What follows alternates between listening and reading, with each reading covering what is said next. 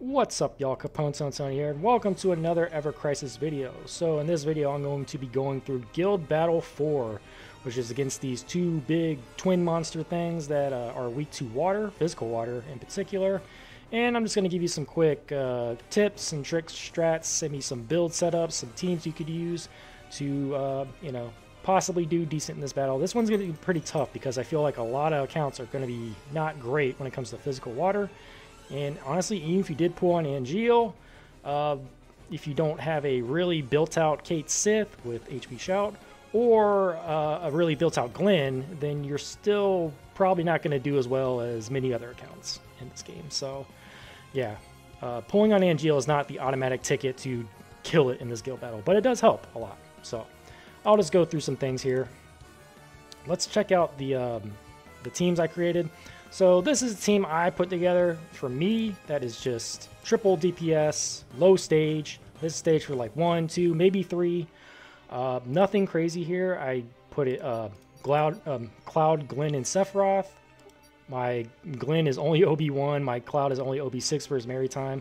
His anniversary weapon's pretty nice though. So, if you have that, it's going to help boost attack all allies to the whole party. Boost attack all allies with Stream Slasher as well, even if it is only OB1 and only have OB3 Slay the Day. Tempest is nice because it actually does water damage and it does water resist decrease, and it can go up to high after 2 casts. So this is actually a really nice weapon to have. Then just other things would be like stat sticks, like Shinra Blade is great. And then, yeah, I already mentioned this, Bomb the Great Sword. And then ultimate weapons will help round out the builds too. So I have Ultimate Buster Sword. This helps with ability potency and physical defense. Physical defense is very nice for this guild battle. I don't even have Sephiroth's costume, so I'm just using this gear exchange one, which actually does raise physical defense. Genji Blade is nice because it just helps him do more damage. And Interruption Mastery will help after the sigil phase is broken, which I will go into in a bit. Materia, I kind of just equip the sigils to break the sigils.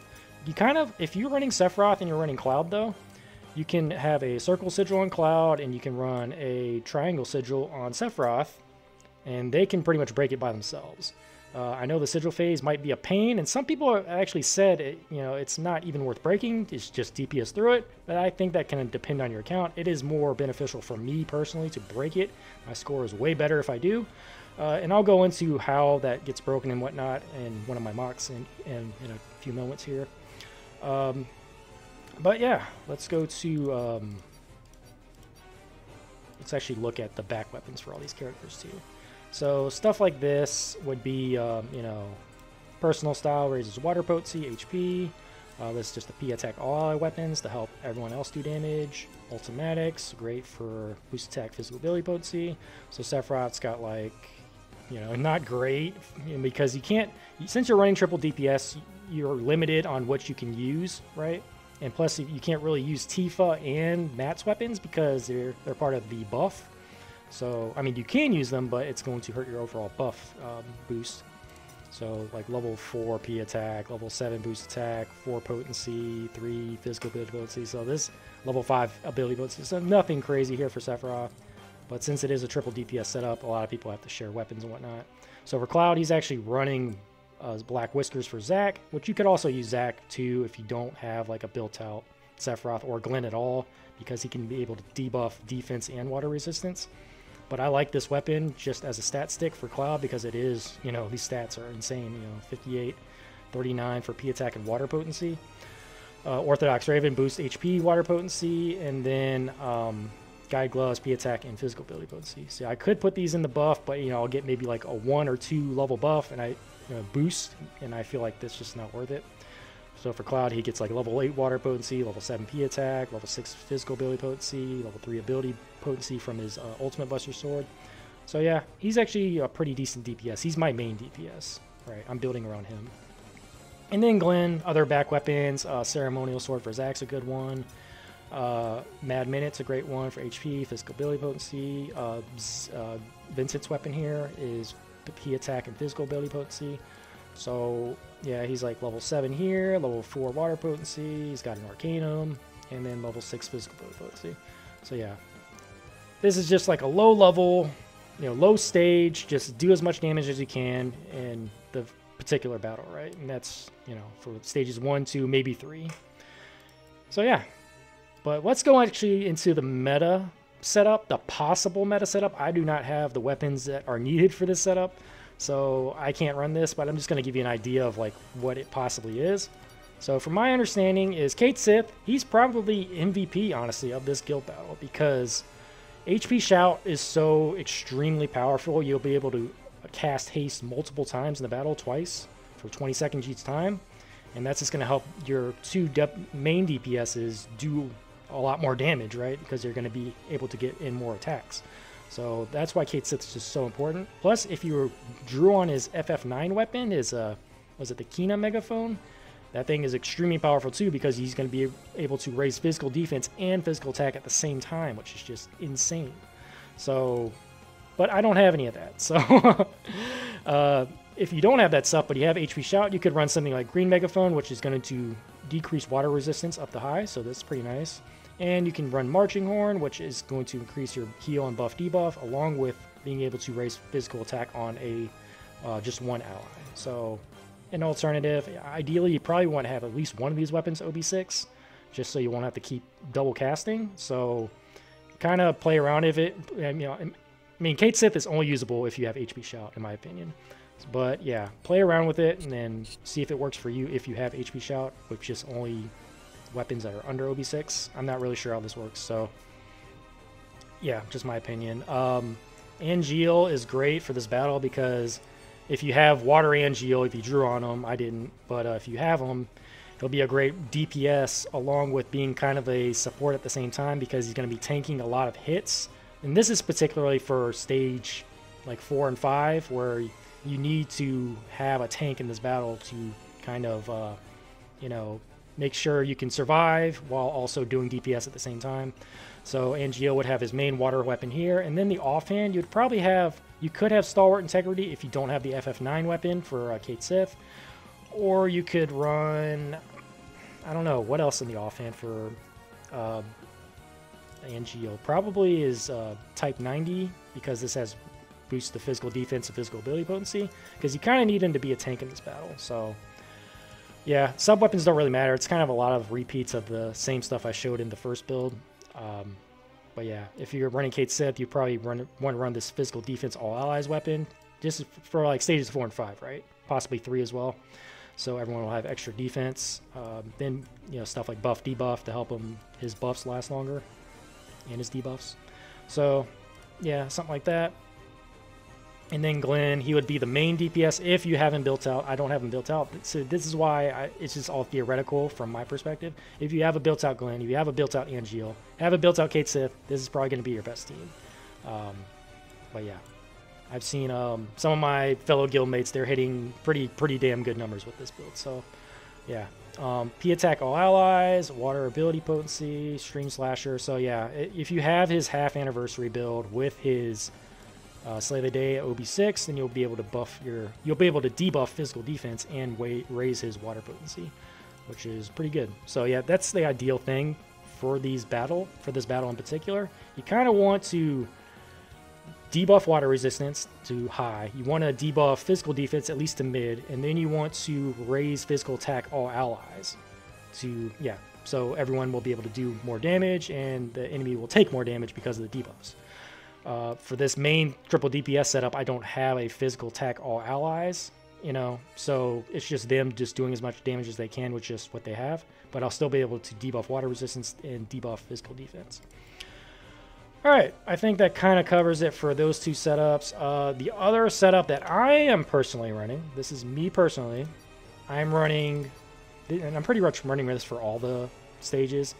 This is pretty much equivalent to the triple DPS for the lower stages. I get around the same score. So I would be running Aerith and Sephiroth and Cloud.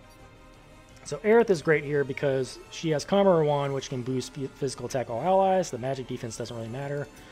And then she has Bahamut Rod, and this is particularly for stages like 4 and 5, where we need survivability.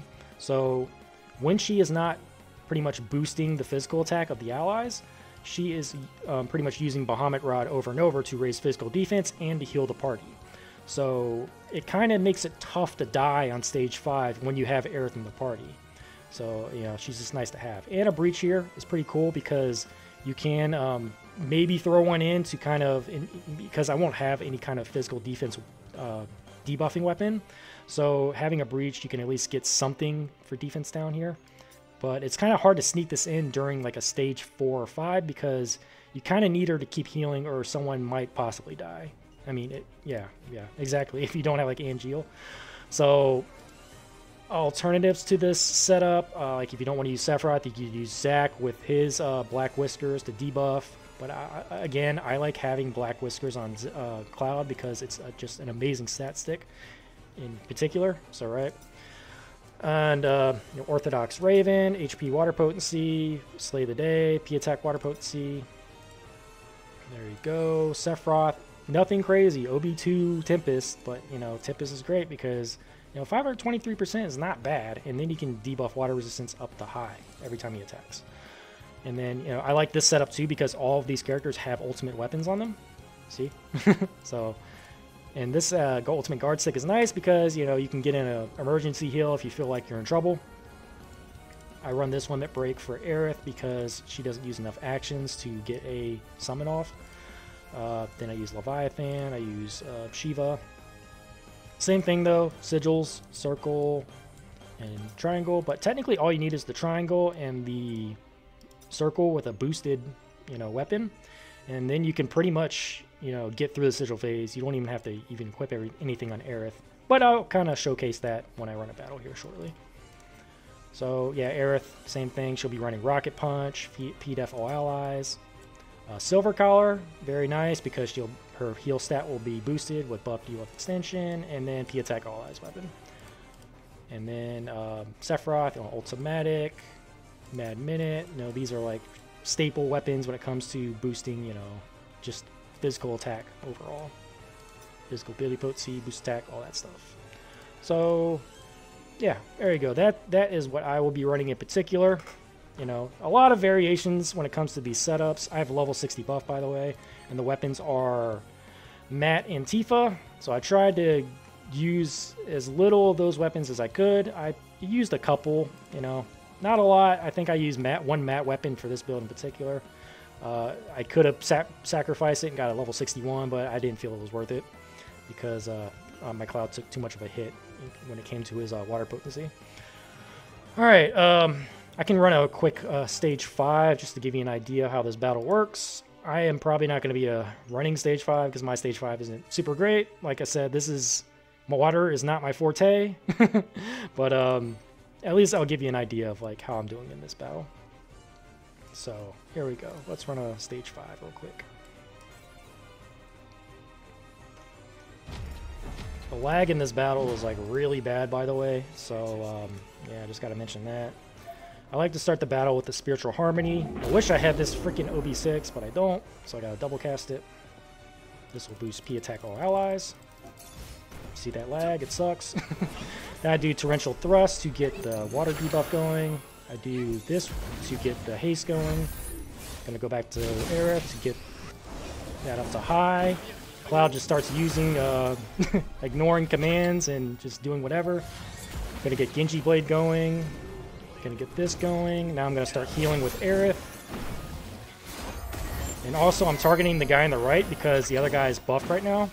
They're gonna alternate back and forth between being buffed and not buffed. So again, for Aerith, I'm going to keep healing. Gonna keep doing this. So once you see Soothe, that means they're about to switch. So we're gonna switch characters here. So now this guy is going to be debuff while the other guy is buffed. So that's why we're switching characters. Did we switch? Okay. Torrential Thrust. Going to heal up again with Aerith. Going to get Spiritual Harmony going.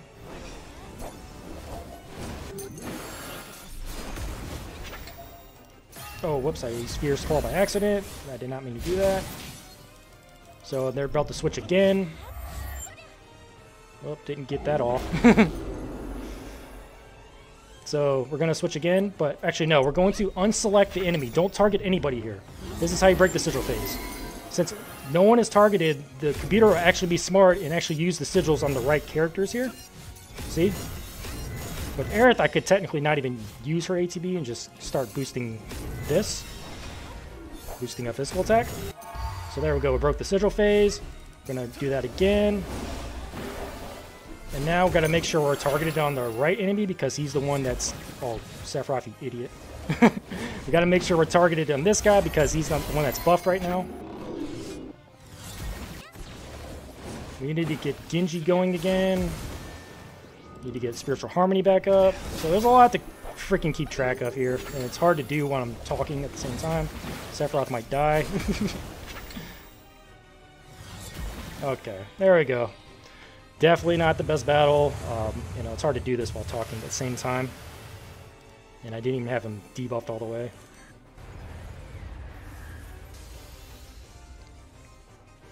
So yeah, in the true guild battle fashion, save your limit breaks for the end. And there we go. We got what, 2.35 million? Or no, it's 23 million. All right. So let's see what kind of score that is. It's not really good. I got 11%, 11.76%. You know, not too bad. I think the best I've gotten is around like 12 to 13 so far.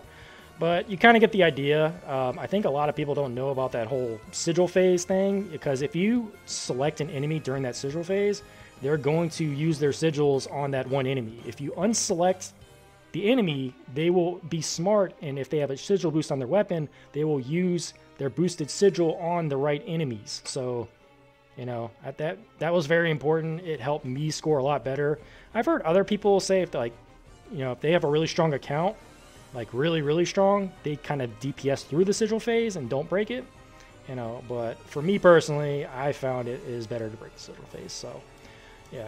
Hope y'all found that helpful, because it definitely helped me. So, yeah, 11.76 on stage 5. Not the worst, but, you know, with a setup like this that's, like, not super powerful, I think that's pretty decent. And then stage 1, I'm doing, like, 75. Stage 2, I think I was doing, like, 50-something. Stage 3, I was doing, like, 25. Stage 4, I was doing, like, 17, 18. So, yeah, that's pretty much how I'm doing this guild battle. That's pretty much, you know, all the tips I got. If y'all found this video helpful or, you know, entertaining, please give this video a like, comment, subscribe. Thank you so much for watching, and I will see y'all on the next one. Later.